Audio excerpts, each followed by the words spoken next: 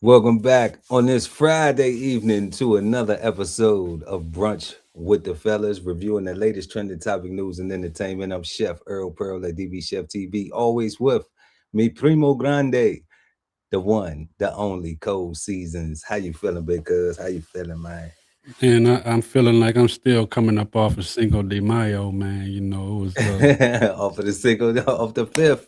yeah, it was a little festive, a little too festive. You had a couple of fifths on the fifth. Couple of fifths on the fifth, brother. And it was Taco Tuesday on Cinco de Mayo, so I had to overdo it. I already know. I Yeah, already know, was man. good with you, cuz. I'm cool. I'm cooler, family. Another week in the books, and another Friday almost. Yep. But man, excited about tonight's topics, man. And the week has been crazy. It's also been a crazy personal week, but we ain't gonna get into that. We gonna get right to what we got going on. But man, it's been a crazy week. From airlines from hip hop to politics to social media to it's just crazy travel lifestyle. Um but yeah, y'all, we about to go ahead and jump into it, but before we do that, make sure to like and share this video. Also subscribe to the channel, hit the notification bell, so when we go live you never miss an episode of Brunch with the Fellas. And man, make sure y'all run on over there real fast, real quick, with all these high oil prices, and get you a dose of 1016 160 self sustainability by Ali Dawood El at www.bksoulfarm.com. Link is in the description. And also, don't forget right now, y'all, sign up, subscribe at DB Chef TV on YouTube, and put your name in the hat to win $100, y'all. We give away $100 each and every month right here on the third Sundays at the DB Chef TV network. So we want to support you for supporting us, and we thank you if you do. And like we always say, we got merch and everything. Links is in the description. If money's tight, it's all right. What can they do, Code C's? Smash the like. And let's get into these topics tonight.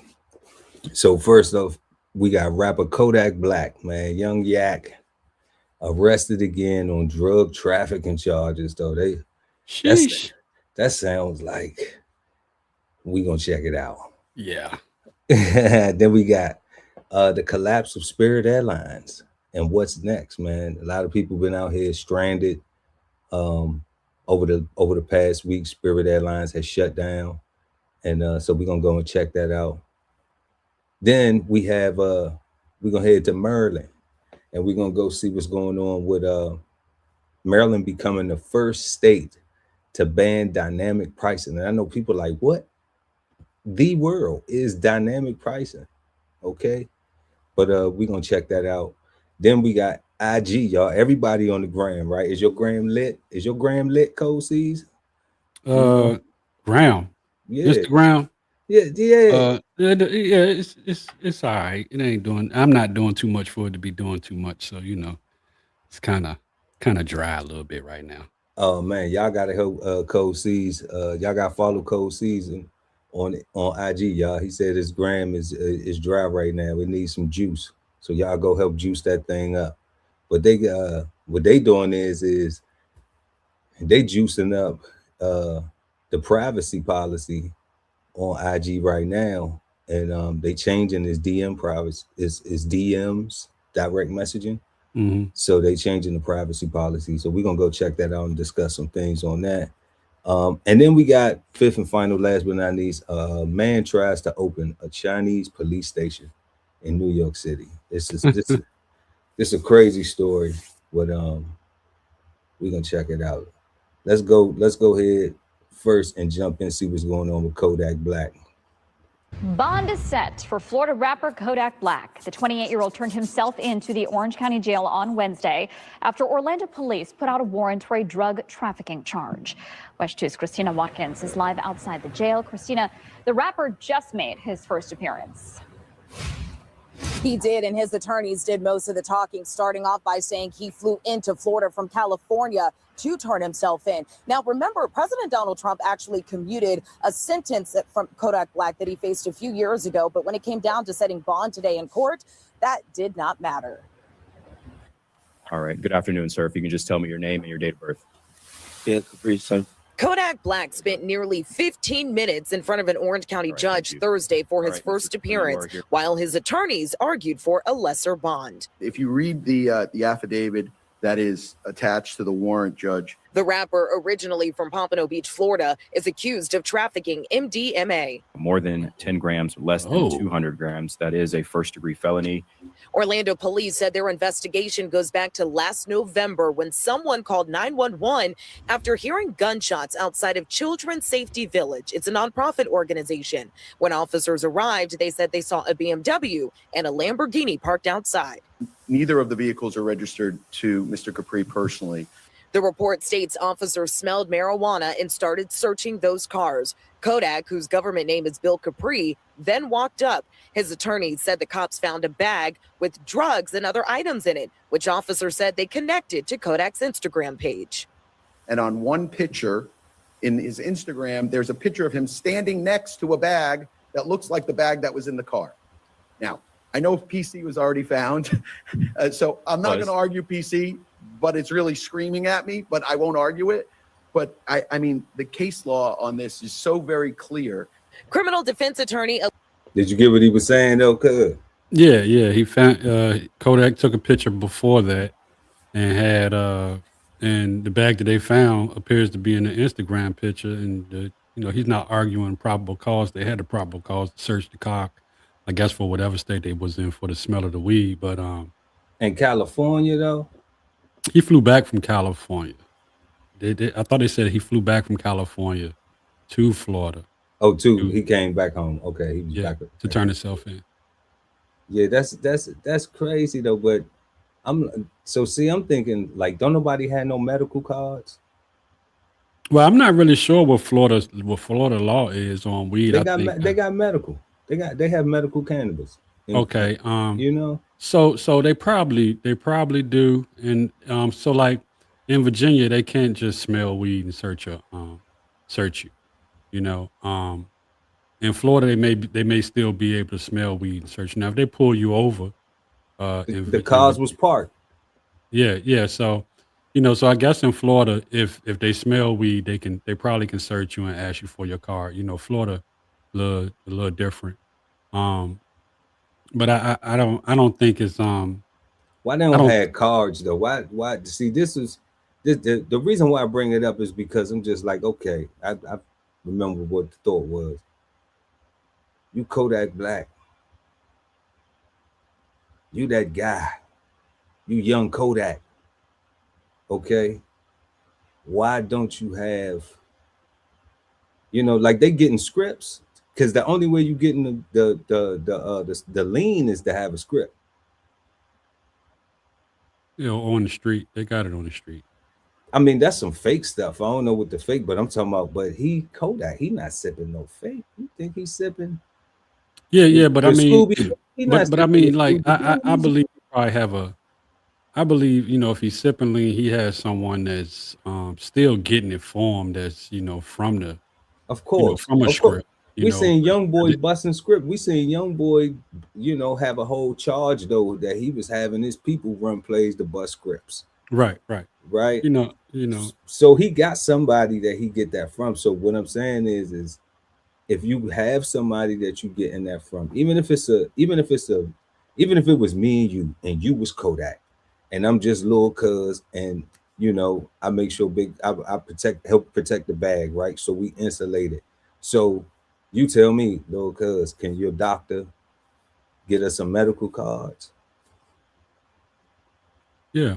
You talking about for the cannabis, the cannabis, or right? at least, yeah. Like so, can you get you a medical card at least, or something? Can your doctor get it? Because I'm already getting the script bus, right? If that's just the theoretical, if I'm already getting us the cert and I'm getting it through somebody, I got a plug who's a licensed professional, okay.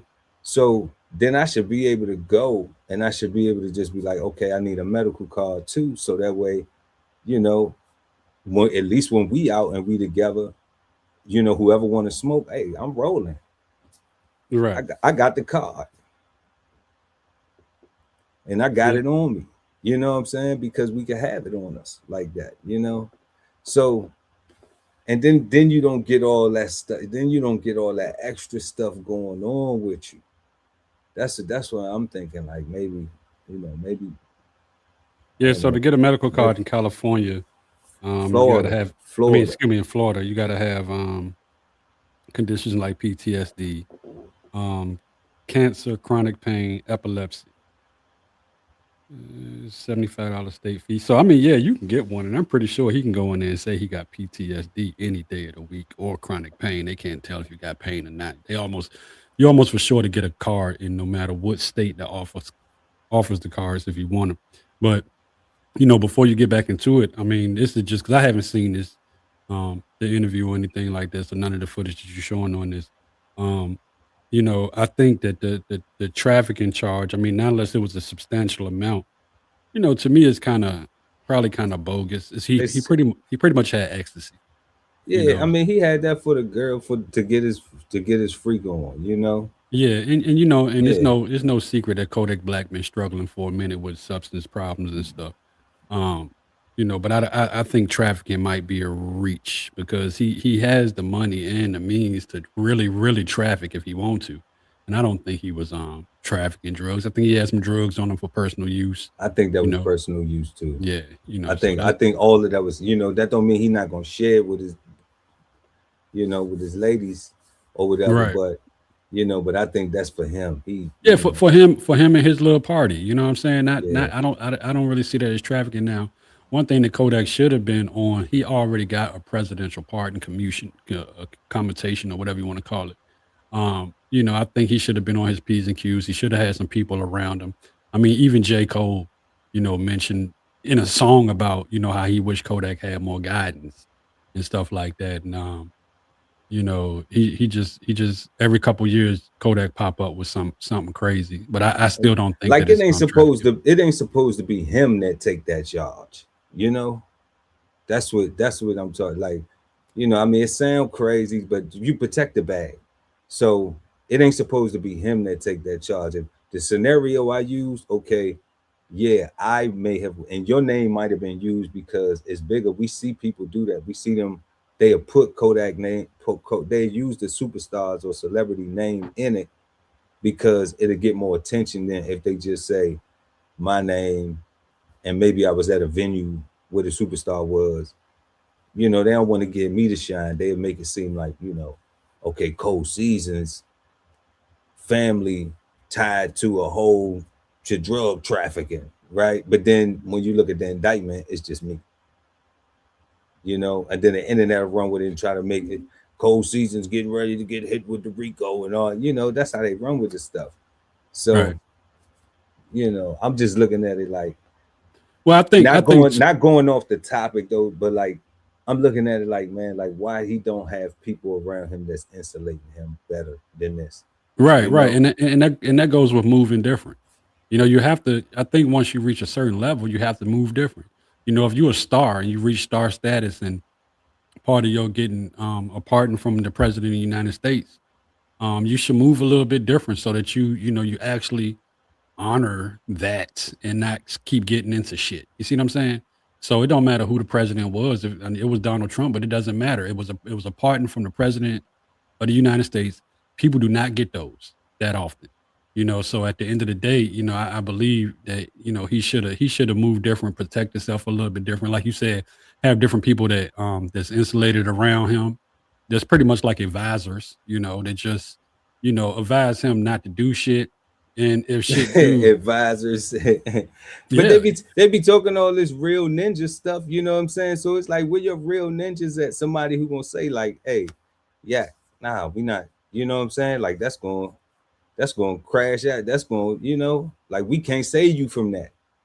You know, like, you know, that's not part of being a real ninja, whatever that's supposed. I mean, I'm saying if that's your brother and he love you and that's somebody who respects what you don't work to build to accomplish, then why would they encourage you, or why would they encourage you, or just not say nothing at all and watch you crash out, or watch you put yourself in a situation? Like, I'd be like, man, people really gotta watch who they keep around them, man, for real.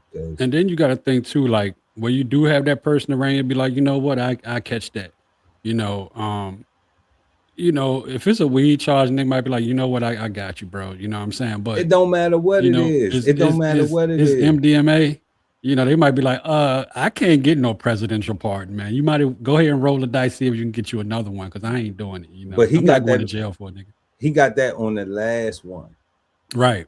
Okay. Right. But it's a difference. See,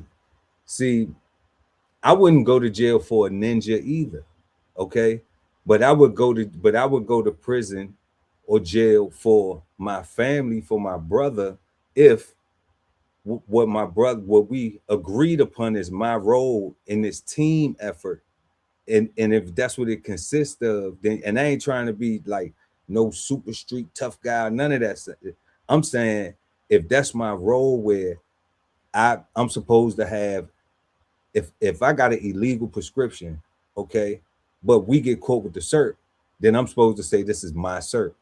Right. I'm not supposed to say, you know what I'm saying? And then if you my brother, right, or if you my friend, or you my real ninja, but have whatever hashtag they want to put on it, then I was already on payroll.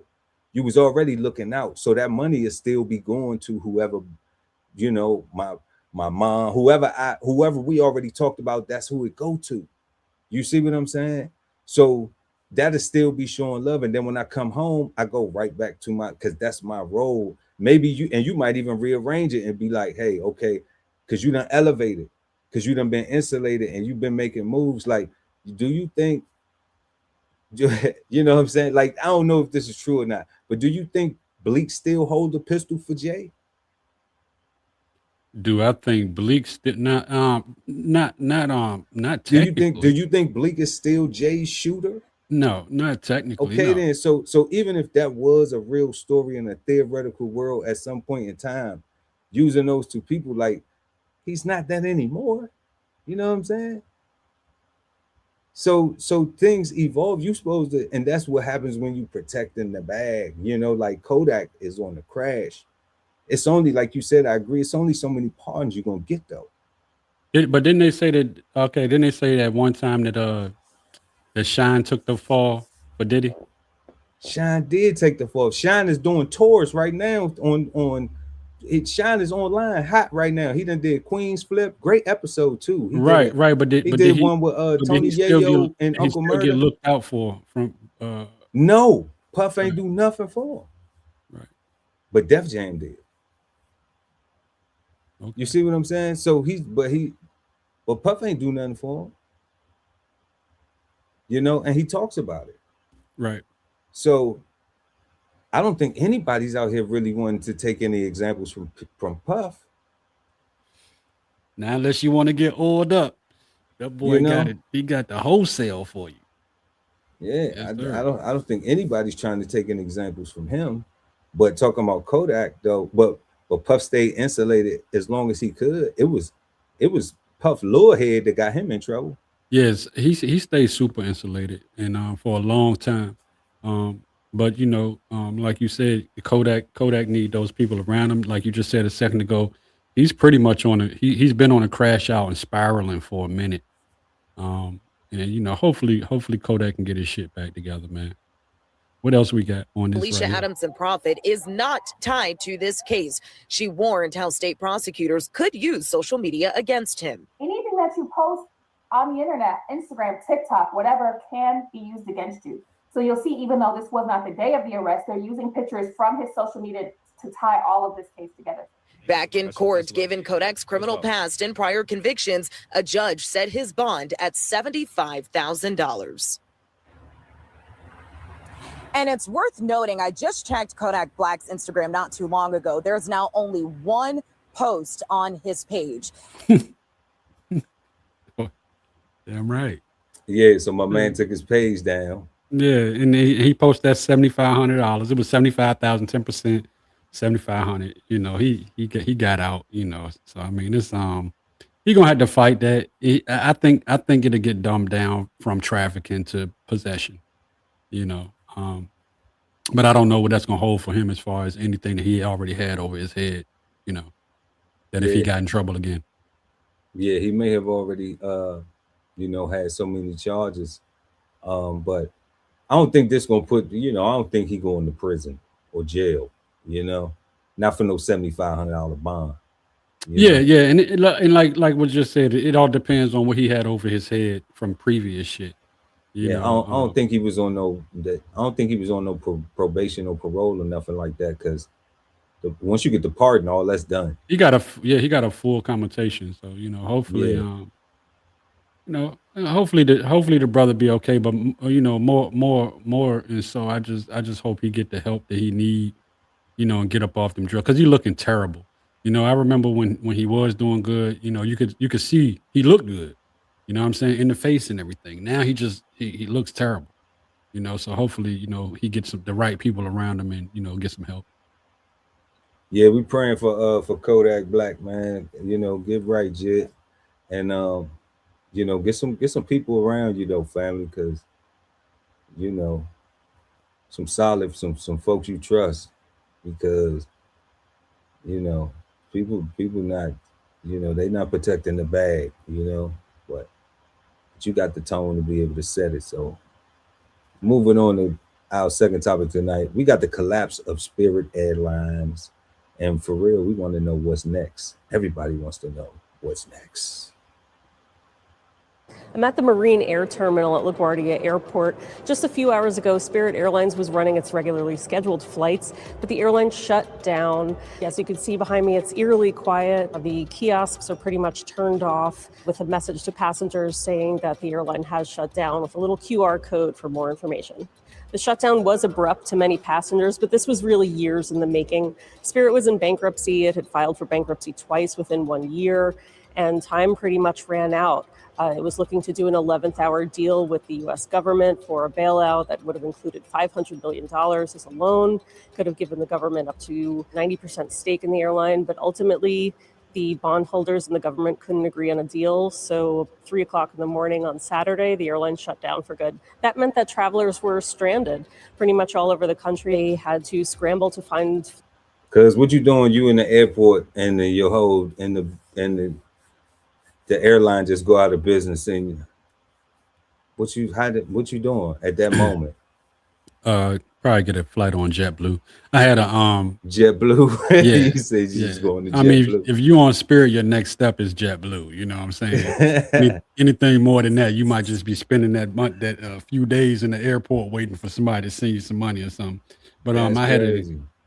I hadn't, and I say that because I had an experience with Spirit. You know, where it was a situation where, you know, a flight had ended up getting canceled um and had to end up catching a JetBlue flight back home. And then Spirit don't refund your money back until, you know, 2 weeks later, almost a month later, something like that. So you had to have money for the flight. You didn't get your money back right then, but you still had to have the backup money to catch another flight. You know what I'm saying? That's crazy. And so yeah, so that's the way that happened. But I mean, if you in the airport, that's really and this right here happens. I mean, what you don't have no choice. You can't. It's not even like you can go talk to a customer service person. At that point, when you call the hotlines and stuff, Yeah, you can't talk to nobody. you can't talk to nobody. You know, all you Ain't can do is nobody up there. They all left. They right, all like, right. man, we The get only paid. thing left for you to do is crash out and get in trouble for an airline that's closed. It's You to know what try I'm saying? ice. It's to try ice. It's to try ice. You know, and they will lock your You ass know up. what? See, they move ice to the airports. They might have known this was coming. They might have known. They was like, man, we got to make sure ice, because ice is good at, hunting and corralling and, escalating and de-escalating. So they like, man, we got to put, I don't know, that could be a conspiracy. Well, you know, But they try to merge. They try to merge Spirit Airline and JetBlue back in 2025. and it got struck down. It got struck down by the Biden administration. It was reviewed by a Reagan appointed judge, and the Reagan appointed judge said that it violated antitrust laws. So they didn't want to do the merger because they said that Spirit airline prices actually made other airlines bring their prices down.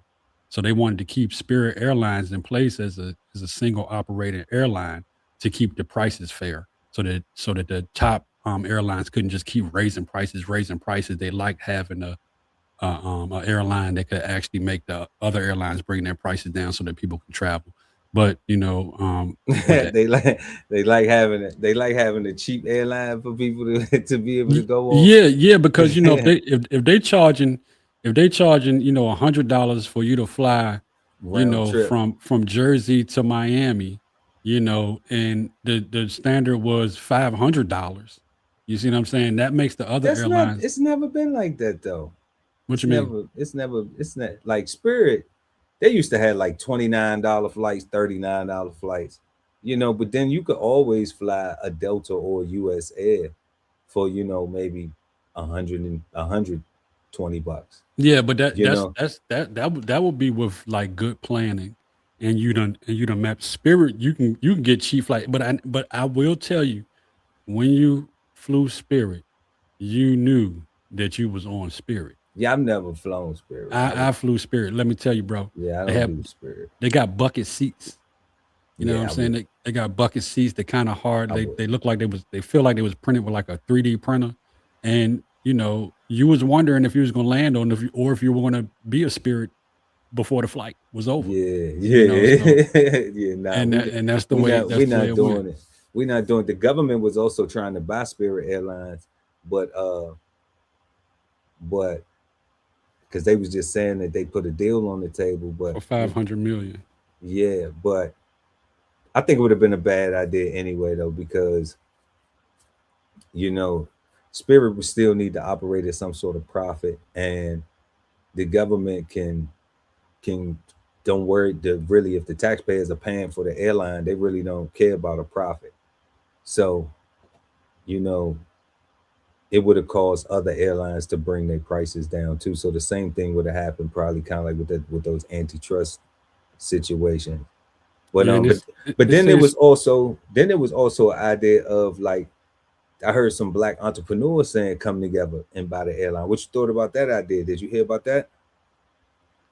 Nah, man, I didn't know that they was trying to do the real soul plane, but it could have been something. It could have been something if everybody would have came together.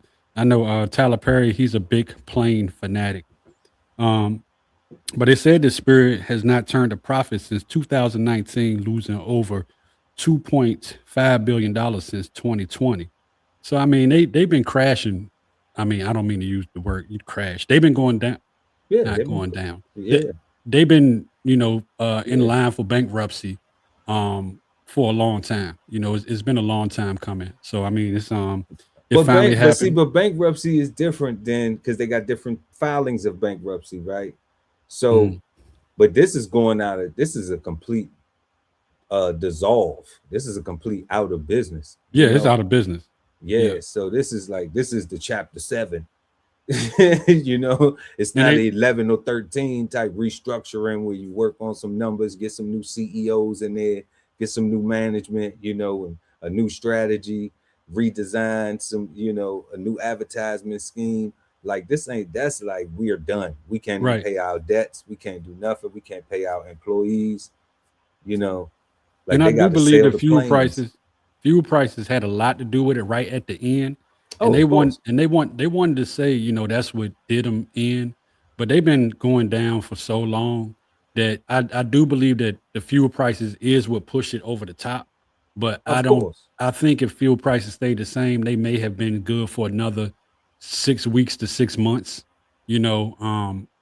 especially without getting that bailout from the government. So I would say shout out Spirit Airlines, but Spirit Airlines is out, so that's it. I mean, maybe they'll have somebody got to buy up all the assets. There's a lot of assets that's sitting around. But And you I said believe, them planes is some bullshit though. Some so don't. you know, it is to me. And the only reason it is, I'm gonna tell you the only reason why it is because you know you used to flying, you know, Delta, American Airlines. So when you fly those Yeah, flights, you know, United. and then you get on the Spirit flight, you really see the difference. So I don't want to shit on them to the point because Spirit gave a lot of people the opportunity to fly and get around and see different places in the United States. They wouldn't have been able to afford it otherwise. You know, Well, a that's true, family of but I'm gonna go ahead and put the boo boo on them though. Yeah. I'm gonna put the put the. You said you're not gonna boo boo on them, but I'm gonna boo boo on them though. Yeah, boo boo on Spirit. Goodbye, Spirit. You know, now the Spirit people can travel Frontier or something like that. I think that's the other one, Frontier, or JetBlue. yeah. Which Front. hold on, I think they're gonna show us a list. Let's Flights see. on other airlines. And what we saw is Airlines, American, Delta, United, Southwest, Frontier, JetBlue, capped fares for those customers booked on Spirit so that they can get home. It was just That's a few nice. hours after Spirit shut down that we saw airlines coming in with new schedule announcements. JetBlue, for example, which had been number 2 at Fort Lauderdale for a while, coming in with a pretty robust schedule. They're adding service everywhere from Columbia to Nashville, Tennessee. Yeah. There we Spirit was go. This pretty right here. small, but Spirit goes. So there you go. They give us the breakdown of the airlines and their capacity. Oh yeah, So Breeze. so Yeah. you got it's an airline called Breeze. Yeah. Never been in the terminal. I didn't know about Allegiant uh or Allegiant. I never knew about them. JetBlue, Frontier, Alaska Air. Shout out to Alaska Air, United, Delta, Southwest, and American. And I've flown Southwest too, but I prefer Delta. I'm in the Delta Sky Lounge though, so we've been working on that for years. Yeah, I thought that Southwest is another airline because when not JetBlue, when Spirit came around, they had got a lot of assets from one. It might have been from Southwest. I think they got a lot of old Southwest planes because Southwest was going to upgrade. Clearly, they did. If you talking about bucket seats, Yeah, well, the bucket seats. No, the old Southwest seats was better than these bucket seats, bro. These is like these seats. When I tell you they were bucket seats, man, like they were hard with a little thin inch of thing padding in it. You know, almost like a city bus. You know, it was. Yeah, man. it was easy to clean. Yeah, definitely easy to clean. Definitely easy to clean. There was no cloth. You know, no cloth. And the fold down trays. Now you go on Delta, you go on the United, you know, American. When you fold down your seat, your tray, it's a nice size tray. Yeah, You know what I'm yeah, saying? yeah. It is The definitely trays on uh uh uh, uh Spirit. Spirit, Right. man, they were like this, you know, like just I mean they were a little bit bigger, long, wide, wide, but they was thin, you know what I'm saying? So You you didn't just have got a little shelf. right, you know, You got a little a but little. we do got to shout out all the other lines that capped their prices, so that everyone could get home. So that wanted to go home, you know. So Nah, they ain't have to. They could have just been like, "Look, this how much the price gonna be." They no, I could mean have. I'm shouting them out for capping their prices. They brought Yeah. their prices down for everybody to, if you have flights on there, they got you And home. I So don't think they brought their prices down. See, I always think that when things are so called like a sale, it's not, because like nobody goes in business to not make money. So I don't believe in that making a business because it just feels good. Like you do a nonprofit if that's what you're doing, trying to help people.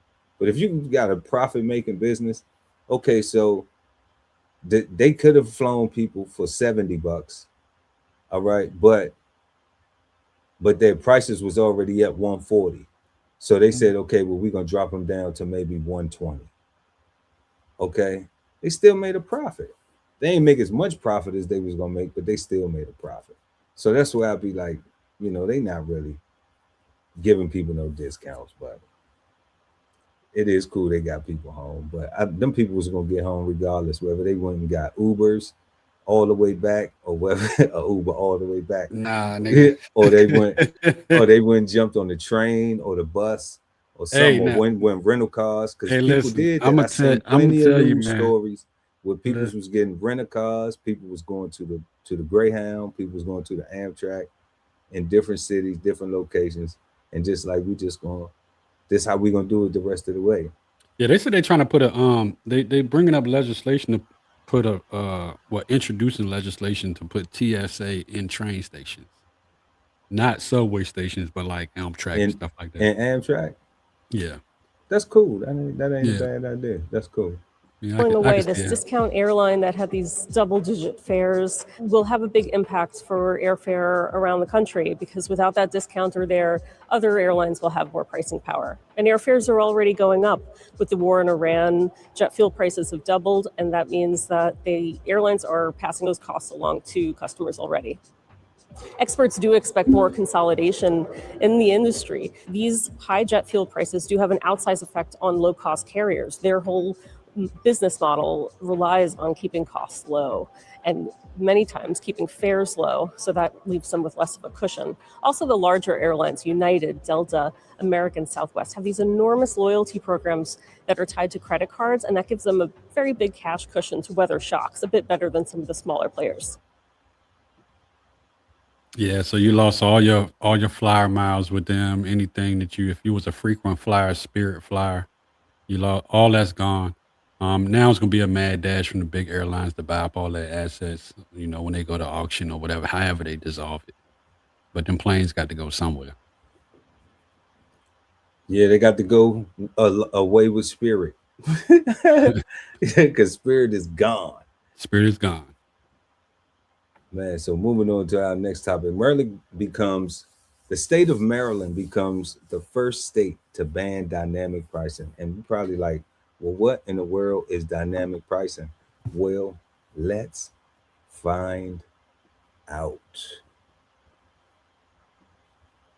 Maryland is banning dynamic pricing on groceries and food delivery. AI is making it easier to change prices in real time based on customers' personal data. Now, Maryland is becoming the first state to ban the practice. Elizabeth Schulze has more on what could be a growing trend. Hey, Diane, this is a big move to try to crack down on dynamic pricing when companies use AI to change prices in real time based on customers' personal data. So you might pay a different price than someone buying the exact same thing at the same time. Maryland just became the first state to ban dynamic pricing at grocery stores and with food delivery services. As of October 1st, any store that uses shoppers' personal information to charge higher prices risks facing a $10,000 fine. Last year, a small case study found that Instacart charged different prices for shoppers buying the same foods at the same time. After backlash, Instacart later said it ended those pricing experiments. There have also been concerns with Walmart's shift to digital price tags in all of its stores by the end of next year. The retailer says that prices are the same no matter who is shopping. There is clearly some momentum on this. Dozens of other states have introduced legislation to try to ban dynamic pricing, including at grocery stores, or to force companies to disclose if they are using this strategy. Some consumer advocates actually say Maryland's law doesn't go far enough. For example, it doesn't apply to prices associated with stores' loyalty programs. While an Association of Maryland Businesses is pushing back, they say grocery stores don't engage in individual price gouging, and dynamic pricing is more common in industries like hotels, rideshare apps, and airlines. Okay. Dynamic pricing. Did you know? Yeah, we talked about it. Remember with the this was the same thing that we had talked about on a previous episode of Brunch with the Fellas, with the Uber. I mean the Uber Eats and stuff like that. With the Uber Eats? Yeah. And remember I did the example order of how how much price is and stuff like that. No. We talked about. I know. No, that wasn't dynamic pricing. Right. That was how much it costs for the order to order. I get that. The whatchamacallits, the fees. That was the fees. That was fees. But what we was talking about is that people can order something and the price goes up and down. So you can order something like you can order, let's say you order an Uber. You can order an Uber right now on the East Coast at 9:45, and it might not cost that much. But when you go to order that Uber at 6 o'clock in the evening, it's going to be more. You know. Okay, but that's not dynamic pricing. What she was saying, I could run it back. No, I was asking heard. if you caught. Oh, but you ain't say what she caught though. Like, or you good, or you get into it. What's that? Okay, what she's saying is based on your preferences. So like how much money you got in the bank account, how much, you know what I'm saying, how much money you spend. It's not necessarily like time. Like I get what you're talking about, where it's like Yeah. at different times it could cost more for Uber, right? You're talking But about where they gather your cookies and they read your cookies and then they turn around and they say, okay, well, we're gonna Yeah. charge you more because the way your cookies read is, you know, you spend money. You spend money for this, you pay for this, you pay, you know, they watch your spending habits and all this other stuff, right? And you have more money, right? Like your spending patterns are more expensive than, let's say, cold seasons. So when I go into the store to get the gallon of milk now, or if I order it online to get the gallon of milk delivered, like when you talking about they pick up your groceries and stuff, then they're gonna charge me $7 for the gallon. But because I got more money than you, or my spending habits are more than yours, I'm a more expensive person than you, all right, based on their dynamic pricing, all right, then they only gonna charge you $3.50 for the gallon of milk. Yeah. That's wild. That's wild, you know. And they said that this is already happening, or already have been happening with Uber, with rideshare, with airplane pricing, Right. you Hotel know, pricing. and hotel pricing. That's what they saying. That's why I was like, did you get that? That's what the wild part. That is wild, you know. And they said that they still doing it. That's why Maryland had to ban it, because they want the prices to stay the same for everybody. It shouldn't be based on because I got more money than you that I gotta pay more money. You know what I'm saying? Like Right. if I want to go buy a Bentley, I need to have the money to do it. Just like if you want to go buy a Bentley, you need to have the money. So to do it too. you know what the risk to that is? The risk is to the greedy companies. They can turn around and say, well, you know what? We're just gonna charge everybody the premium. Forget the dynamic pricing. You can't afford it, can't afford it. But You know that what I'm ain't that the saying? way it is already though. Yeah. Like Yeah, if you want, so because if you want to go buy the Bentley with the drop top and all that, right? You got to pay that price. If no, I I'm just want talking this, about like some Duke's mayonnaise or something. We ain't even gotta talk about the Bentley, the but Duke's mayonnaise. but Like, when the price go up at the store, it go up at the store for everybody, right? yeah, Right. it's supposed to. Because the manufacturing cost went up. Right. If we saying But the now price of what oil they're went saying, up, if you go online and shop, online, like say I order my groceries Instacart or whatever, then the dynamic pricing my groceries based on the information they gather from me may be, $50 more than the person that bought the same exact things at the same exact time from the same exact store. yeah, but because because your analytics add up, you know, your habits and your cookies or whatever, you know what I'm saying, all them things, because they add up, and your what do they call it, a personal profile score, your social score, okay, because they got that in China too. They've been testing that out over there too, your social score. So because my social score is higher, and I have a higher pay scale, because all our money is digital anyway. When you get paid, you don't get no check no more or get cashed out. You know, you get some digital numbers in your bank account, and that's it. You know, so that's all that could be tracked. All right, it already is being tracked, and if they looking at that, if they are taking into account all of that stuff, just like you said, yes, your purchase could be 50 cents more in total. It could be $50 more in total. More in total, right?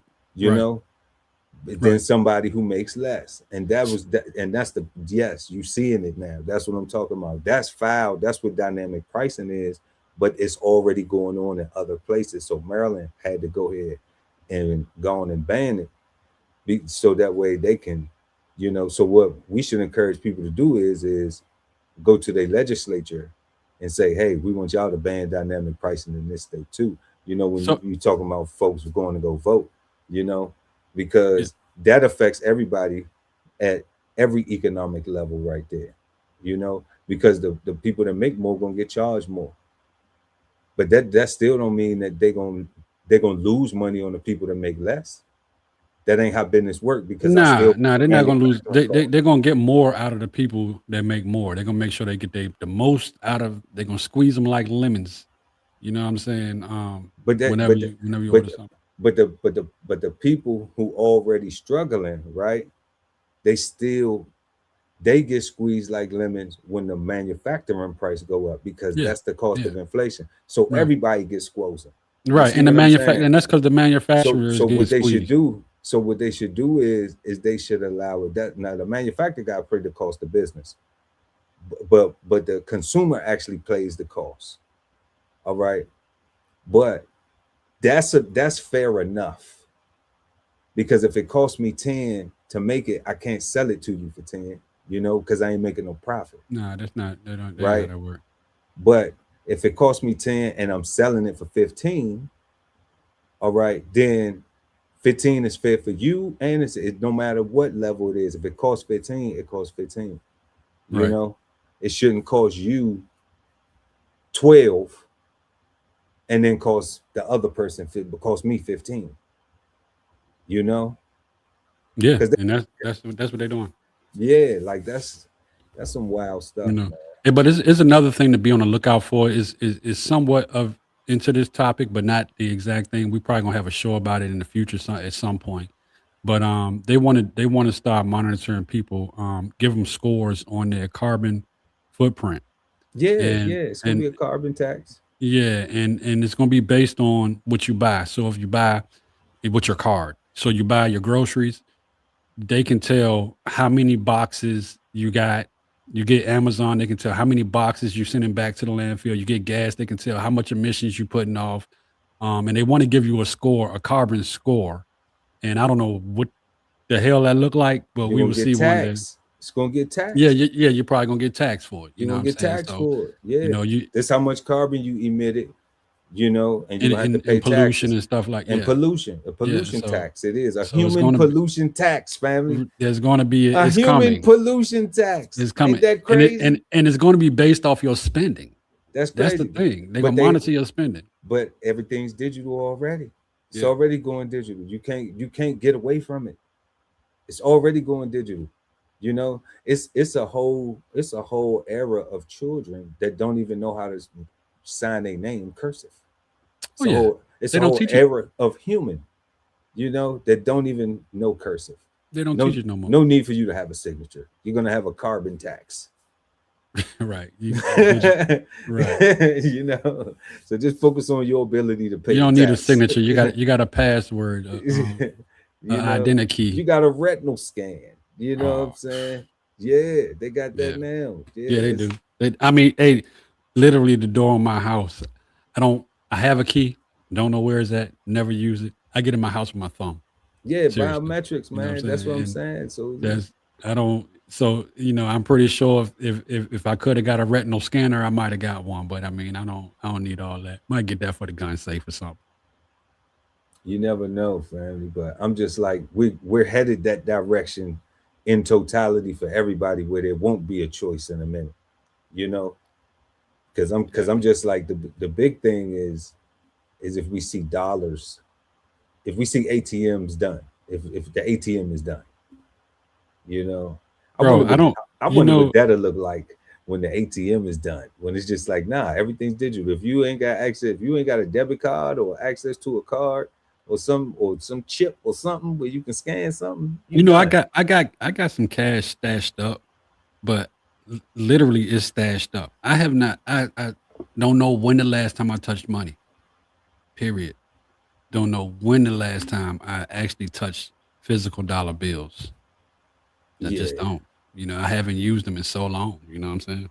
Yeah, I haven't used them in so long, but man, we keep a couple pesos, man. Just You got yours that close. Mine is stashed. Just like yeah, mine's because it like, ain't that. Yeah, because I ain't got no stash. yeah, I got a stash. Yeah, I got a stash. Stash is in the bank.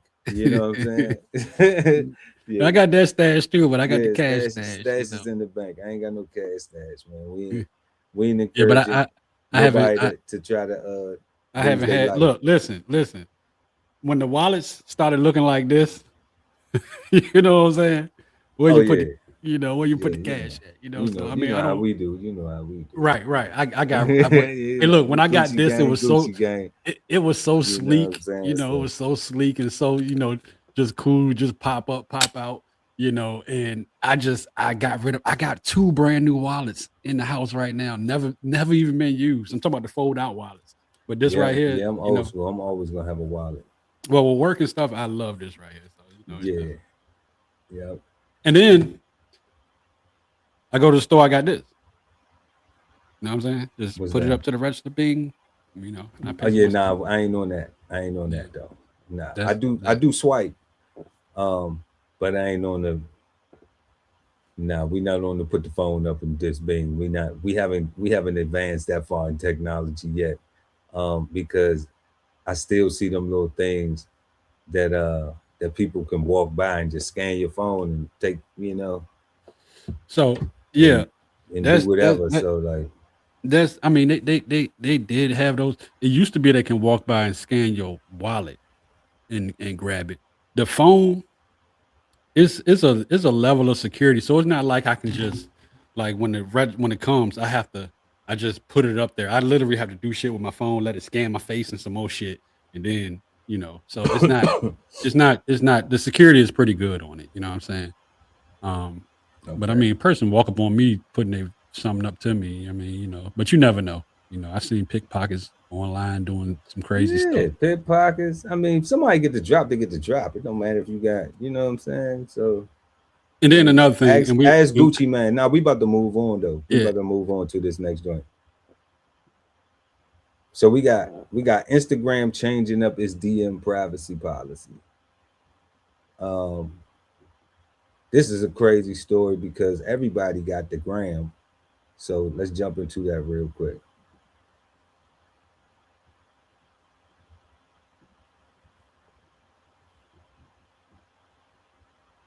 Changes are coming to your Instagram direct messages. It's happening tomorrow. Your private conversations on the app, might not be so private. Terrence Lee tells us what you need to know in the final hours before the change. Big change for Instagram tomorrow night. Meta is pulling a privacy layer from your DM. So some of you have your direct messages encrypted right now. That means nobody, not even Meta, can read them. That sound, that message, after May 8th, Meta can read it because the company is removing the encryption layer from Instagram. Did you ever know that? Did you ever know that your DMs, that Instagram couldn't even read your DMs? Yeah, it tell you. It actually tell you. It lets you know that your DMs are encrypted. I never knew that. I think that's a crazy thing to lift though. I never knew that because I never, I don't be DMing nobody. It doesn't go down in my DM. Yeah, it's encrypted. Never knew that though. But the only thing that I see that's bad about that, if you like on a DM call or something, that mean they can listen in and do all that stuff. But I don't think that's right for the social media company to be able to just read your shit. At the end of the day, if it's a subpoena, from a law enforcement, I do believe that they should be able to get it, because it may solve a crime or something like that. But just a blanket lift up the whole blanket on everybody, I just don't think that's cool at all. Even though I haven't heard the whole story yet, I just don't think it's cool. Instagram direct messages. Digital privacy expert Harry Morgan says what happens to your old chats is not fully clear. Download your encrypted messages while you still can. If you turn that feature on, go into those chats, download the backup, but where you save it matters. If you turn around and upload that downloaded chat backup to Google Drive or iCloud or any other cloud provider, you're uploading the unencrypted raw version of these chats. So if your whole purpose was to keep it out of the hands of data brokers, be cognizant of where you store that backup file as well. And Morgan says switching to WhatsApp is not a complete fix. Meta owns that too and still sees who you talk to. How often you're communicating with that person, how many times per day, the time of day, if it's late at night, if it's early morning, they can see the network of who you communicate with, which is very valuable in their algorithm of how to show you different pieces of information, optimizing your feed, your interests. If secure communication is important, Morgans recommends leaving the Meta universe altogether. One of the more widely known names for secure chatting is Signal, which is a nonprofit organization that's transparent about all of their security, all of their encryption, and it really does work well. The timing is not an accident. Congress just told platforms they have to see harmful content to remove it. Researchers found a deepfake was attempted every 5 minutes in 2024. Aliston Berry was 15 when it happened to her. I felt responsible and began to blame myself and was ashamed to tell my parents despite doing nothing wrong. Other survivors came to Washington to make sure it never happens again. Among them, advocate Breeze Liu. Shame, the violation, the loss of control, it all consumes you. We have the legislation to create accountability. Now we need the will to act. The Take It Down Act gives platforms 48 hours to comply once a victim reports it. Yeah, it sounds like that Instagram is now it sounds like that IG is now saying, you know what we gonna do, y'all? We're gonna do some dynamic price. We're gonna help with dynamic pricing. Because you got to it before I could. You did. You did. I'm over here hitting my vape. That was the next thing I was gonna say. I was about to say, you know what this is. This is and they framing it up as deep fake AI stuff, security. They're pretty much saying, well, you know, when someone harass someone, we need to go back and look at their emails and see, their DMs and see what their pattern is and if they can be banned. It ain't about that. You know, it's like the guy said, this information is very, very, very valuable to them. Very you know what valuable. I'm saying? If me and you going back and forth in a DM and I say, hey man, do you know where I can get, let's say, some glasses from or a hat? I'm just looking at us. Glasses from or a hat. They know that I'm searching for glass. Now that's information that they did not know, not unless I posted it on the page. Now they can go in there and say, boom. So now every time you open your phone up, it's an advertisement. It's an ad. It's an ad. For some, for some new frames. For some new frames. You know, for some new frames. They're selling. Crazy. They're selling your information for frames. That's what they're doing. You know what I'm saying? And they framing it as security. That's not what it is. You know what I'm saying? Yeah. But they removing the layer of security. They removing it. They saying no more security no more privacy for you. No more privacy for you. I see Meta getting sued for this one right here. So no, they not. I bet you. Well, you know what? Let me say this. They're gonna get sued, but they're not gonna lose. Because their user agreement says that they can change their privacy and their user rights. Like, we are the only way that you are not subject to the rules of these social platforms is by not using them. By not using them, yeah. And they even said to leave Meta altogether. Yeah, that's what they ain't give you no other solution. They ain't give you no other settings to adjust or none of that. They told you stop using it. It's laughable. I mean, Meta owns Facebook, Instagram, Threads. You know what I'm saying? The news. Yeah. So I mean, it's, you know, a lot of people just not gonna care. You know, personally, I don't care because there's no such thing as privacy anymore. Yeah. You know, I don't care because, bro. First of all, I'm not saying you know, if I really got sensitive information for someone, you know, it's in a conversation. You know, hopefully personally, but even over the phone when you're talking, none of that is guaranteed because, you know, I don't want to sound crazy, but I feel like there's been times that I'm just talking around my phone or I have a conversation with someone on the phone and I still get advertisement. You get what I'm saying? About what I was talking about. You know what I mean? So like you said, you done Now said it you're not crazy. you said it 3 weeks straight. You have said it, Yeah. and I've been paying Yeah, attention. you're You not said it crazy 3 with weeks that. straight that there is no privacy. You know what I'm Yeah, there saying? ain't no So, privacy, so man. at the end of the day, I really don't care about them seeing my inboxes. You know, I'm almost 50 years old. I'm not talking about shit in my inbox. You know what I'm saying? I know, right? Matter of fact, you have to tell me. You be like, hey man, I sent you something. And you gotta tell me that it's there for me to even know that it's there. You Yeah, get what I'm that's saying? what. Yeah, because I ain't So I even mean, know I'm that it not, was you know, encrypted. I didn't even know but that it was encrypted, and then and the the young young folks, people. they're not gonna care. They ain't gonna care. I mean, they post everything anyway. You know, Already, right? they'll say they about to go hit a lick and tell you who they gonna go hit a lick was, and then tell you how successful they was or unsuccessful they was after the lick. So they don't care about none of that. Right. You know what I mean? So I mean, at the end of the day, I do think that they're gonna run into problems with people, you know, because you do have people out here that's using those inboxes for like legitimate business and stuff like that, you know, and sometimes the business probably do have some sensitive information, which you shouldn't be going through that route to trade sensitive information. But a lot of people are getting their clients from social media. So if they can steal your client list, you know, like say DBCHEFTV has the shirts and the merch and all that stuff like that, and the person goes on and they hitting you up about it. You know, who's to say Meta is not stealing the data so that a competitor can come in and start bombarding them with advertisement and take away from your sale to where they was actually coming to you first. You see what I'm saying? So I think I that's mean, it could do that, or it could be sending me other ways to advertise. You know what I'm saying? So like Yeah. it could work. It could possibly work both ways. It has to. I mean, it definitely has to, because they could possibly be sending me more stuff for the Postmates. And do stuff like that, you know. Someone has to win and someone has to get screwed. You see what I'm saying? So it's like that. So I believe that's what's gonna happen. I believe that they're gonna get some kickback. Excuse me.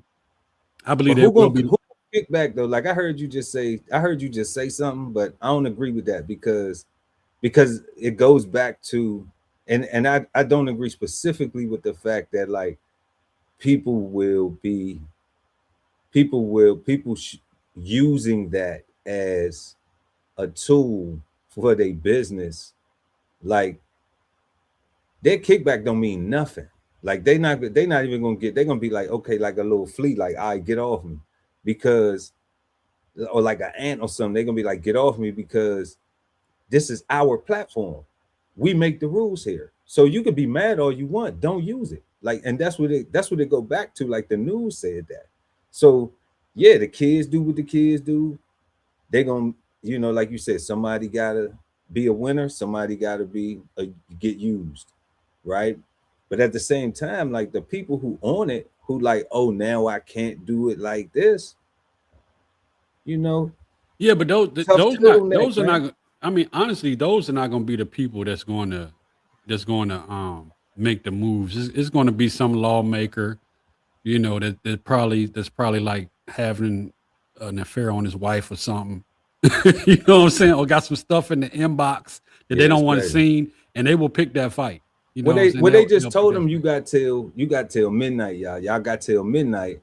That if you out there doing something on your wife that you did, or your partner, your spouse, whatever, significant other, if you doing crime, because you got till midnight tonight, all right, to be able to download all of that stuff or delete it.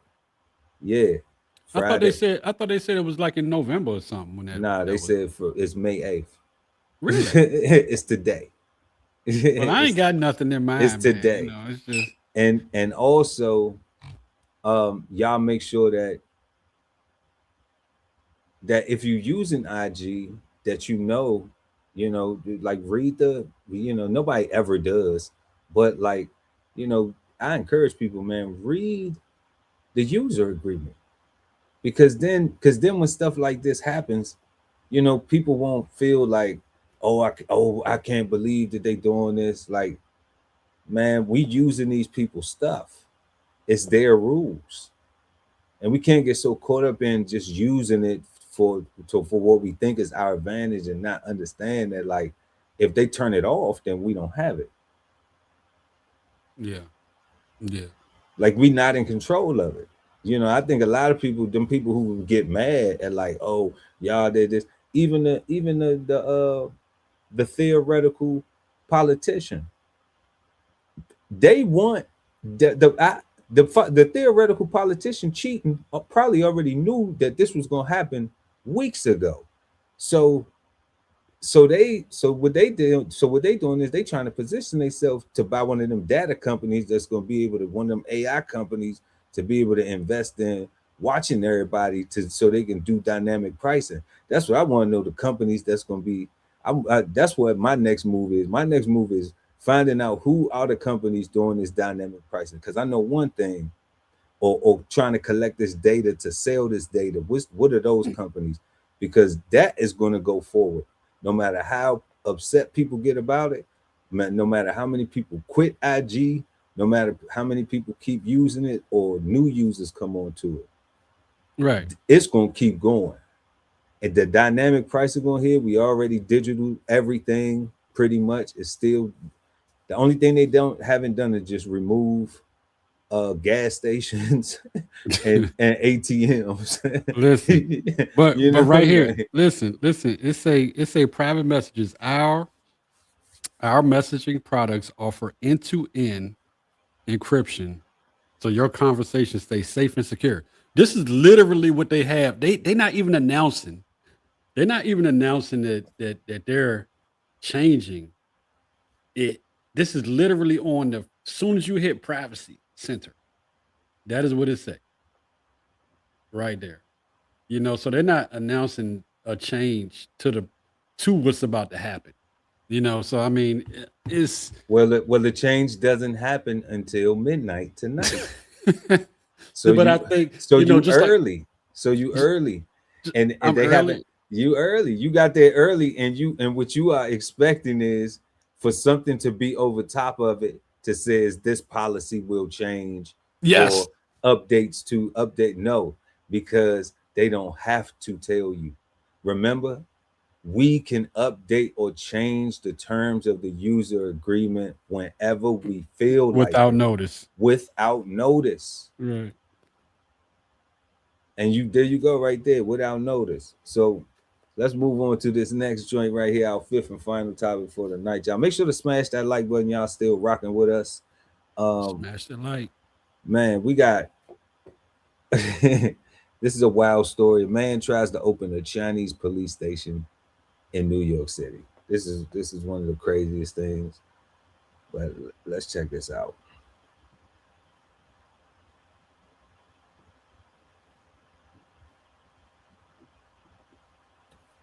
Next, a Chinese-born U.S. citizen is on trial this week in federal court in New York. He's accused of taking orders from the Chinese Communist regime illegally.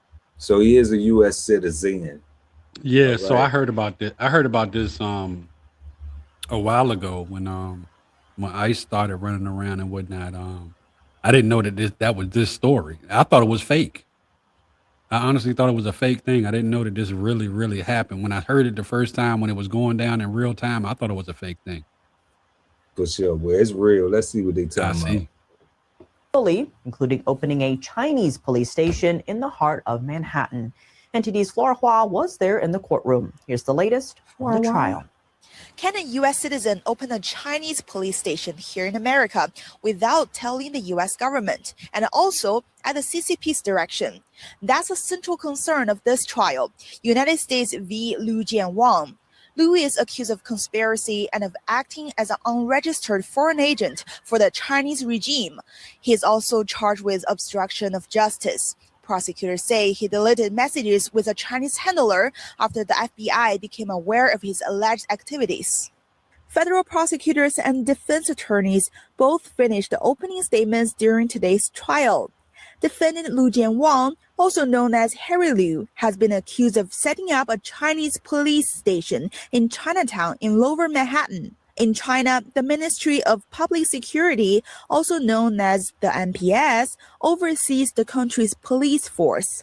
Unlike police agencies in many other countries, Chinese authorities are tasked by the CCP with suppressing pro-democracy activists, faith groups, and other dissidents. and prosecutors say that campaign has extended overseas. In 2022, China's ministry.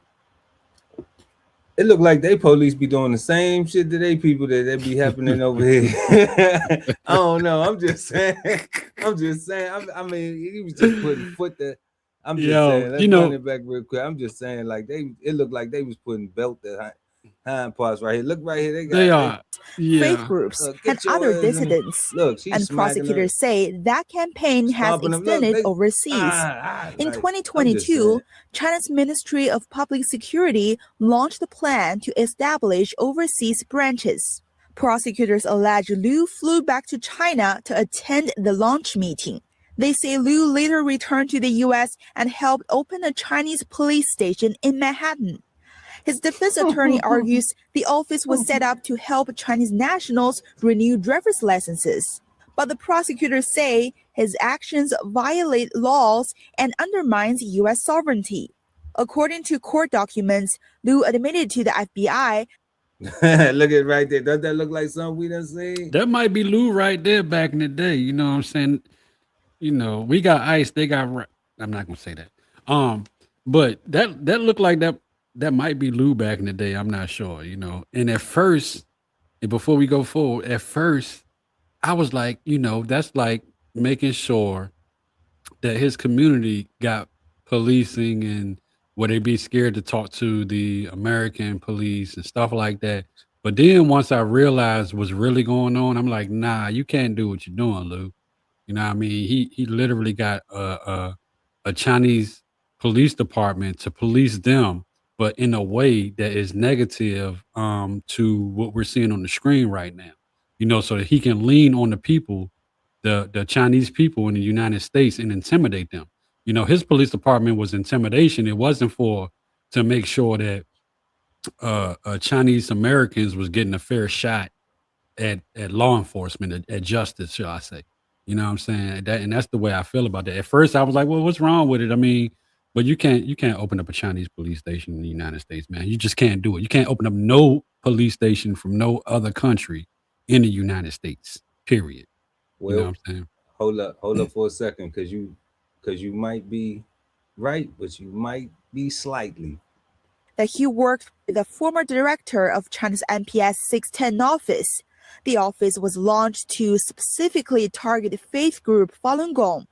Liu also admitted to taking part in CCP's organized counter-protests against the Falun Gong practitioners in Washington, D.C.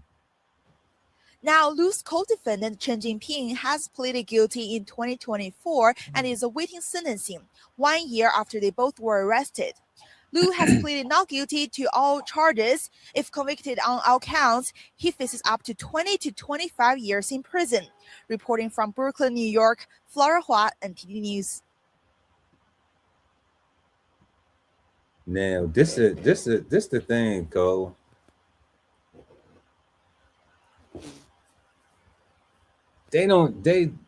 Okay, so they're alleging what he was doing. But what I didn't hear was that he was bullying his people in this community. I didn't hear that. I heard that. I heard it. I heard when they said that. They said that specifically, or was it that was an interpretation of something that they said? What they said? That they go after religious groups, and he said that it originally. That was in China. That's not here. Nigga from China, man. He from China. Nah, but that's and he's with them. Nah. And he went back to attend the meeting. Is pretty much like the meeting to how you do this. Right, but you can't do that over here, though. You can't do that over here. You can't do that over here. So, and he never did that over here. That's what I'm saying. So he went back to it. If you go back to your native land and participate into something that you don't do in your foreign land where you live at, all right, where you got a business at, what if it's I don't know, what if it's a blood sacrifice of, you know, a ritual, an animal or of something. an animal, right? Yeah. Okay, well, let's just say, okay, perfect. I don't know if they still do this because I think they lifted it. I think this is the last year that they could do it. But I think in South Korea, they eat canine. All right. So what if you live here, you go to school here, all right? Mhm. But then when you go back home, you eat canine. All right. But you don't do it here when you here. That don't mean when you get around your friends here, we know we here. We don't do that here because everybody eat McDonald's and everybody eat, and that's not what we do over here. But when we get over there, we can't wait to taste fluffy, you know, because it's a cultural thing. So that's what I'm saying. Like, that's what I'm saying. Like, not even in his defense, because they already got their mind made up what they're gonna do with dude. I'm just talking about with the story. It's Right. it's nothing wrong with having your own police force for your own community, because right now, you know who does have their own police force for their own community? Right here in Brooklyn, New York. Who that? Jewish people? Yes. Mhm. Okay. So I think like, hey, and then whatever the community agrees to, you know, like nobody's policing them to say, are y'all treating y'all is it some type of, you know, Jewish racket being ran or this, that, and the third, with you and your people doing this with each other and doing that with each other? Nobody chastised them like that. So I'm just like, even if he did have his own police station, all right, it couldn't be a CCP police station. It would have to be like wherever they are. He was in New York. It should have been like maybe China America Outreach Police. No. Shit, No, I'm talking about the same way they got it in, just modeled after the way the Jewish community has it. Okay? Let me tell you something. He was sent over here. Where they have their own ambulances, all right. They have their own police force. You know, it's part of New York City Police Department. But I'm just saying, but he incorporated like that. And then it would have been the majority, it would have been whoever. So a lot of their officers are Jewish, right? But I think Jewish faith. when acting as a foreign agent, that's when you But if he was a U.S. born citizen, how he acting as a foreign agent? They didn't say U.S. born citizen. They Yes, just said he a U.S. did. citizen. No, they didn't. They said U.S. born citizen, family. And then he flew to China to get the info on how to do this. It's too much to unpack. I don't think. No, he can't do that. He can't do it. You know what I'm saying? He can't do it. You can't. Let me tell you something. You can't run it the way they paint the picture to run it. But you can do it. You can. Let me do go it downtown and say by- I'm gonna open up a black police station. Okay, so how you do it is so you wouldn't go downtown and do it. What you would do is you would start a township. Okay. Yeah, like the Indians. I get it. I get it. Not just like when was Richmond founded? When was Virginia founded? When was Brooklyn founded? When was this Pottstown founded, or Luryville or Jacksonville? When was those towns? All them towns is incorporated. They businesses first. So I would open a town. I would buy some land and then open the town. You got to probably have like, you know, a firehouse, a school. No. I'm not trying to open the town. I'm trying to open a police station. But when I'm just trying to open a police station. But when you go over there to that community that we was talking about, who is setting the example, they got the firehouse, they got the police station, they got the restaurants, they got the house, they got the So they got city building. They got sovereignty. They're not sovereign. They're American citizens. Family. No. They're American citizens, but they can operate on their land. You know, no, on their own land. These people in New York City, that ain't What you talking land. about in Brooklyn? Yeah, they paying taxes. So like how did tell me? So how did this Jewish police station work? Like this Jewish police, how did this work? You know, like do they call come J11 to New York one time? We're gonna go to New York one time. Yeah, I'm coming. All you know, right? we coming to the vineyards, man. All right. Next time I go to New York, we go to the vineyards, we plan the trip and we do all that, right? Okay, I'm gonna take you through there, cuz you know that little song they got Offset or Quavo, one of them Migos, take me through there with the girl. Take you through there, cuz. Well, not with the girl, cuz, man. You can tell your cuz through that. God damn, man. Nah, you know, Quavo song is with a girl, ain't it? I don't know. Ain't there some girls on that song or something? I But don't know, Yeah, I know it's just not him by itself. It ain't a solo cut. But yeah, I'm gonna take you through there, man, and let you see and see how they got it. You'll be amazed. Like it's just Now you remember it's like Tone? wow. You remember know? Tone from up south? He took me Yeah. he took me up through the Jewish community in New York, and I was amazed. I was honestly amazed. You know what I'm saying? Them Yeah, people, man. I'm just saying, like they got their own stuff, and they got their own everything, man. Yeah, You know? and they shop with each other first. Like they dollarly, like it's a real community. You know, Yeah. it's a real community. Like everybody agrees on at least one thing: we all Jewish. Right. You know what I'm saying? You can't get black folks to agree that we all black.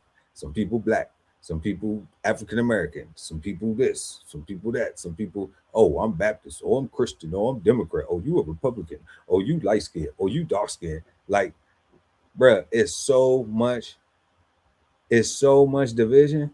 And I see that, and I'm just like, when we talk about this story with this real. You know, with this Asian guy, you know, yeah. What they saying that he did, if he did any of that, yeah, he going to prison. You can't do it like that. You know what I'm saying? But I'm like, there is a playbook, and I don't see why that can't be duplicated, because ain't none of them folks going to prison.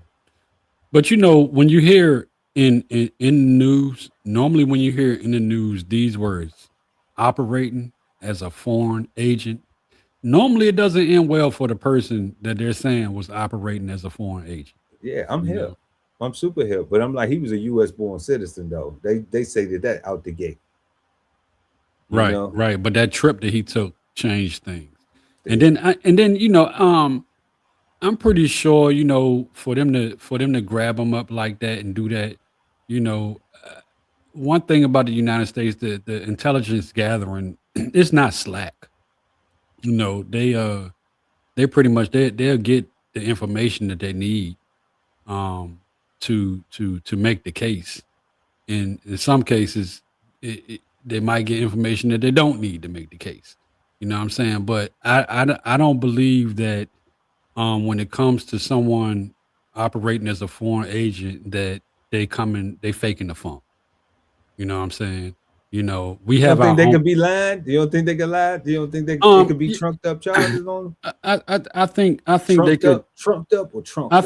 think they could be. I think it's possible.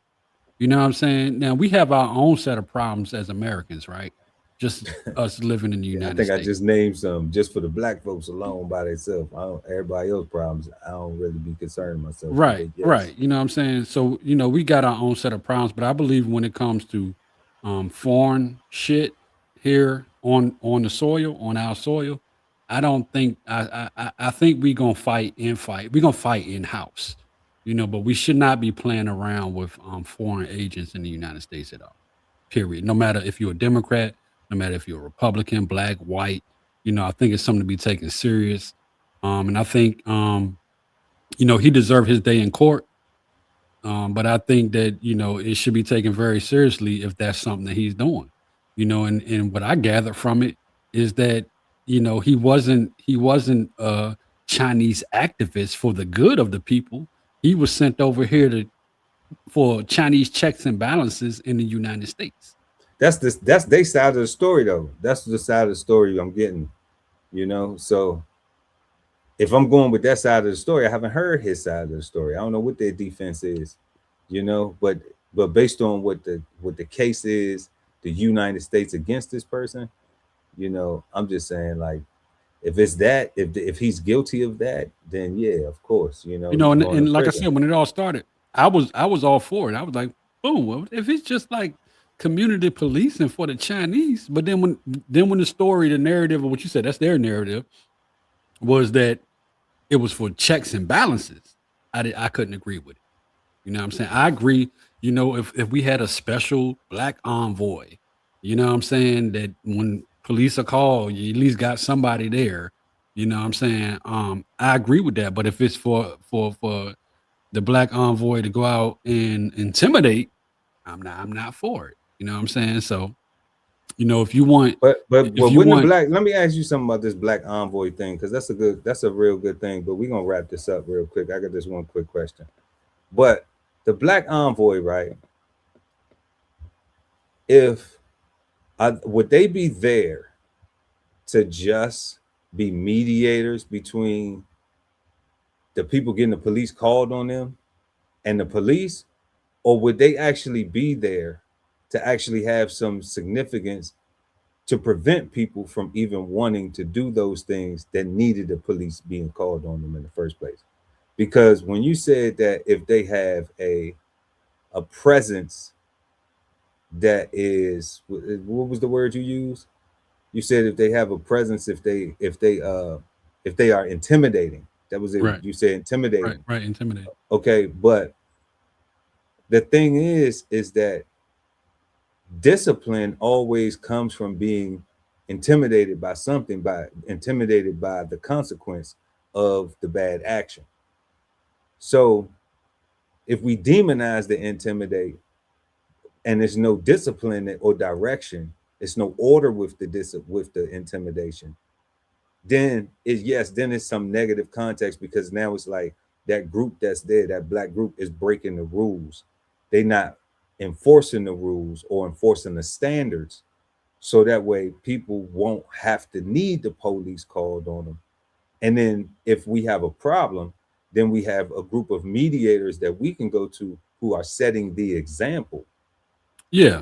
Right. And then they can help the other people resolve their issues, so you don't need the police to come into it, right? The people that don't look like you, that don't understand you, that don't come from where you come from, right?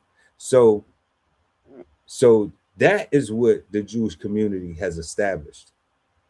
If this Asian person, this guy here, was trying to establish something like that, okay, then intimidation is going to be a part of it, because any law enforcement is always intimidating to everybody. It's always, you don't want to be a bad person to have the cops come for you. It's always was the cops and the robbers, and the good guys and the bad guys. So there's always a psychological level of intimidation that automatically comes with just even a person in uniform, the military. Oh my gosh, when they come and drop the bombs, it's, so you have to have a structure. And I would love to have something like that. I think that's where community begins, because then it's less calling the police, and it's more respect within that environment between everybody, because there are some elders or some leaders, who are setting the example. Right. And I get what you're saying. What I get that you're saying is that the envoy is just not deployed when the police is called, but the envoy need to be out proactively making sure people are doing things so that the police don't have to be called. I'm just saying, like, what's the point of having it? Well, I mean, what's the point? What's the point of having it? What I do want to say about if they're not going to be in point, that capacity, right? Then what's the point of having it? Because then, in other words, you on your own anyway. You might as well just call the police. So what I want to say about that is you 100% right about your point. Now, when I started that, I was just making comparison with the Chinese man. So you're right about your point with that. But at the end of the day, I think that when I first stated that, it was for, like, you kind of show up, or people can call, because you have people that have in-house domestic stuff. They don't want to call the police. You know what I'm saying? So you can call your black envoy, whatever. You know what I'm saying? But I do believe that instead of it being a thing like that, but like what you said, that should be something where people are going out and I guess they call it community policing. So let me ask this.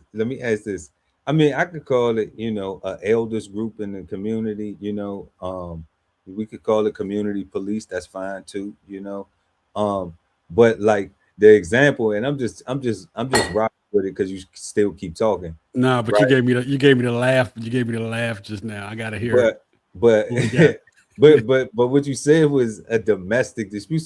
So what do we do as the community police, or as that interventionist group, or that task force, or that stand? What do we do when we go to the house and somebody done beat their spouse to death. Okay, so listen. You know what I'm saying? Now listen. Hold up. Because, Now, when I said domestic dispute, domestic. Listen.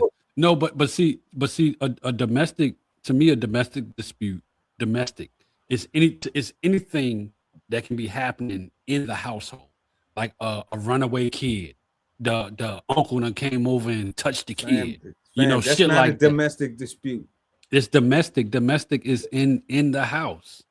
I'm not talking about domestic violence. I'm talking about a domestic dispute. That's not a domestic dispute. Is between a spouse and a whatchamacallit, or two lovers. That's not if your daughter run away, you know what I'm saying? That's not a domestic dispute. That is a missing child report. That is a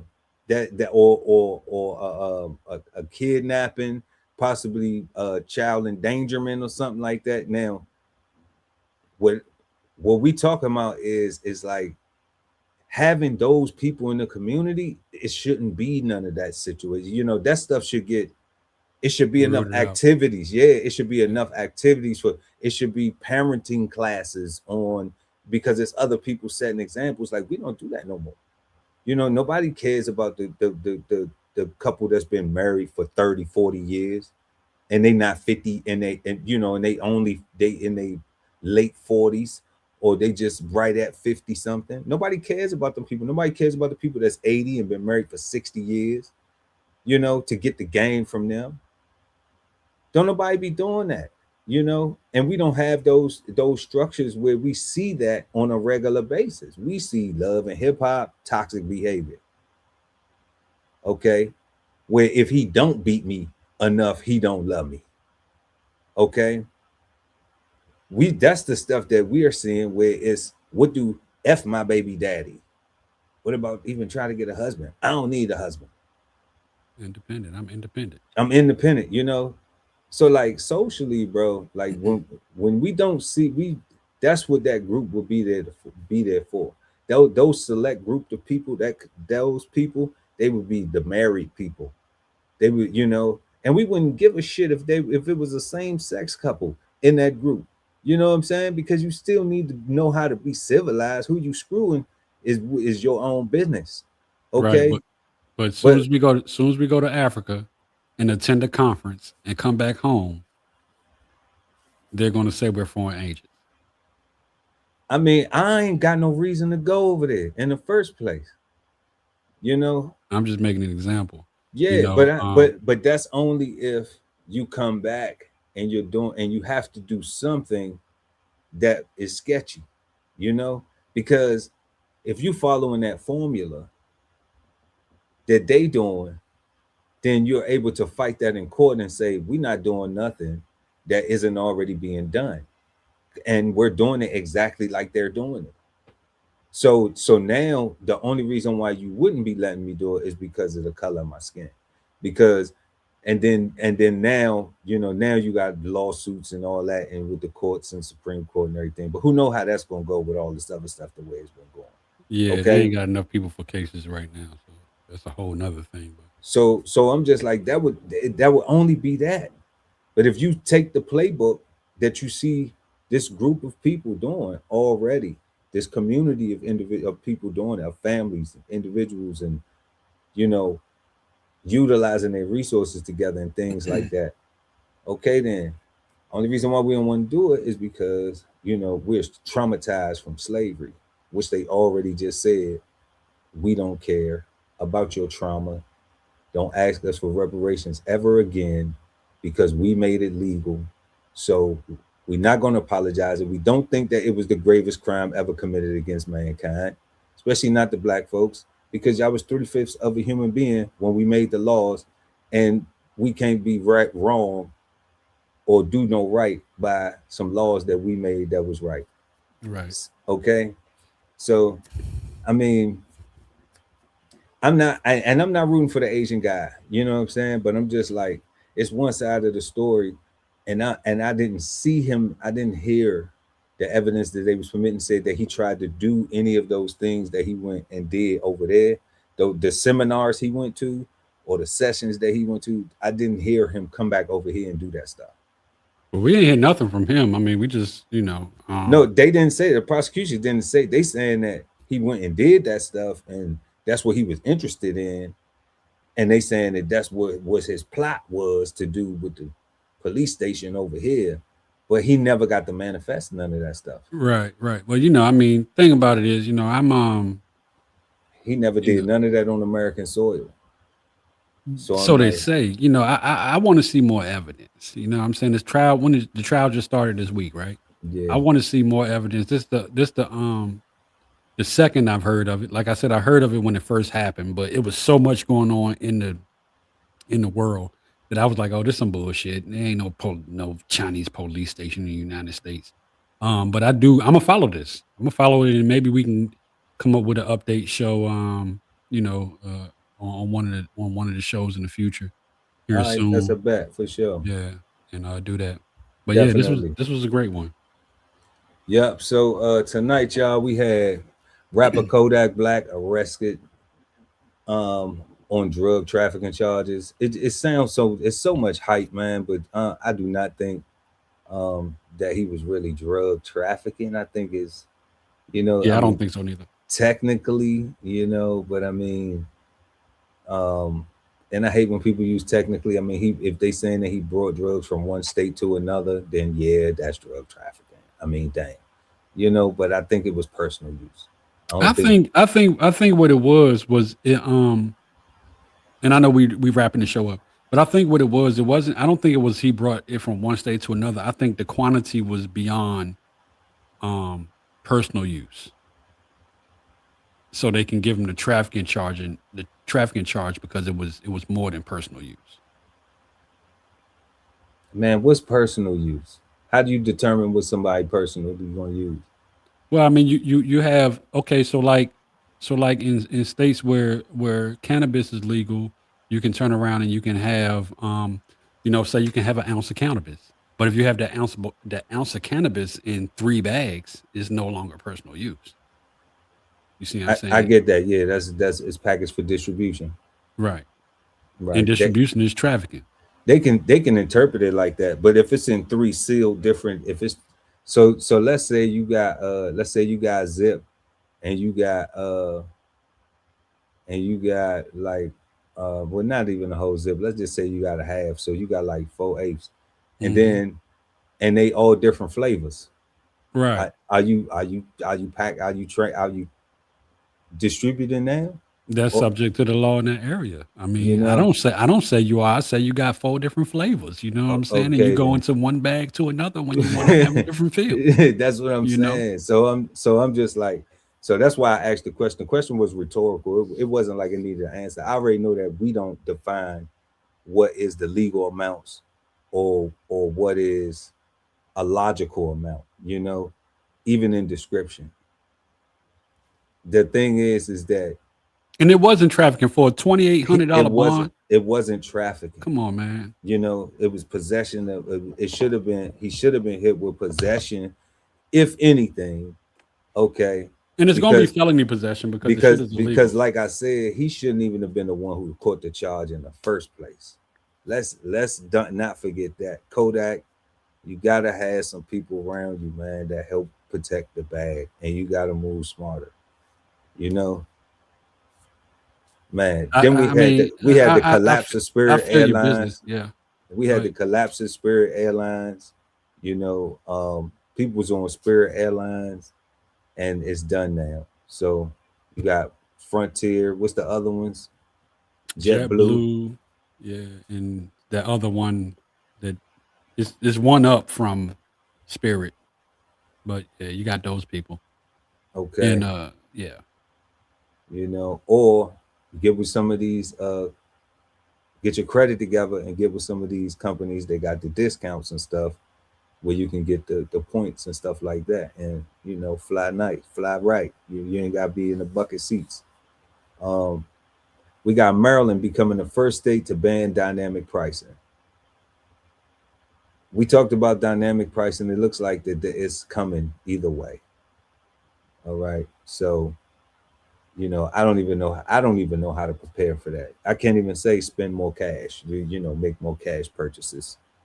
because it's like when you go to the ATM and you withdraw the cash from the ATM, that's recorded. So just because you withdrew the cash from the ATM doesn't mean that it still won't be counted in your carbon score because you used paper money instead of doing a digital transaction. You're going to have to get a friend that, you know how you buy stamps, food stamps, people buy food stamps. You're going to have to get a friend that don't make a lot of money to make purchases for you. Yeah, that's crazy. But they stuff gonna end up going up anyway because you're gonna have to pay them, right? Yeah. And then they gonna go spend the money. So now when they go spend the money, you know, it's gonna make a transaction for them. So they're gonna end up, so then they're gonna be like, man, I was trying to help you, and now they charging me grocery the same. bill is $4,500. Now they charging the same amount. So it ain't no running, no hiding from it. Just get ready for it. Be prepared. Don't be scared, you know, and just pay attention to these things, these digital things that's happening, along with these Instagram changes. Private policy. Yeah, like it's just coming to it. You know, these Instagram changes, the privacy policy, the watching of the transaction of who you talk about, you know, like Co-Season was saying, sometimes they be on the phone having a conversation, and then you actually do. I believe that's real because that's happened to me. You begin to see ads popping up on your devices, on your computer, laptop, whatever you're working with, and yeah, it's here. It's not one of them things that's coming. The AI is here. The dynamic pricing, the social scores, the end of privacy is no such thing. And then we had the man tries to open a Chinese police station in New York, and that's an interesting situation right there. We're gonna keep y'all in tune with it. Co-Season said he gonna follow it, and we're gonna bring some of that back. We're gonna run that back. So that's all we got for y'all tonight. We want to thank everybody for pulling up, hanging out with us. Make sure to like and share this video. Also subscribe to the channel, hit the notification bell so when we go live, you never miss an episode of Brunch with the Fellas. I want everybody to have a peaceful, positive, and productive weekend. And happy Mother's Day to all the mothers. Happy Mother's Day. Yeah, we got that coming up this Sunday. And definitely y'all be safe out there. And until next time, I'm Chef Earl Pearl at DBCHEFTV. And I'm Co-Season at DBCHEFTV. Yes, indeed. And we are the Brunch Fellas. Peace, big cub. Peace. This whole publication is all about going from nowhere to somewhere, right? Being able to stand on something so that you can travel in peace, right? So bksoulfarm.com, 1016 160 self-sustainability. Jump on a list and get yourself together, right? Because it is irresponsible to not even know what responsibility means. So get yourself together, food, clothing, and shelter, protection of that, support your interests, and live. Love ain't always easy, and we won't stop until we get it right. So bring that ass to the Love Speak podcast. Subscribe today and let your love speak at TLS Podcast. The Love Speak, now streaming on YouTube. You are the key to your financial freedom. So unlock your inner wealth with financial fundamentals at Bows on the Table. Subscribe today and never miss a meal at Bows Podcast. Bows on the Table, now streaming on YouTube. At the Veteran Kettle Podcast, we thank you for your service, support, and sacrifice to our country. Listen to real stories of adversity and triumph as we give our best to honor our vets. Subscribe today and watch episodes now streaming on YouTube at TVK Podcast, The Veteran Kettle. Sign up for the newsletter and shop merch and clothing at DBCHEFTV.com.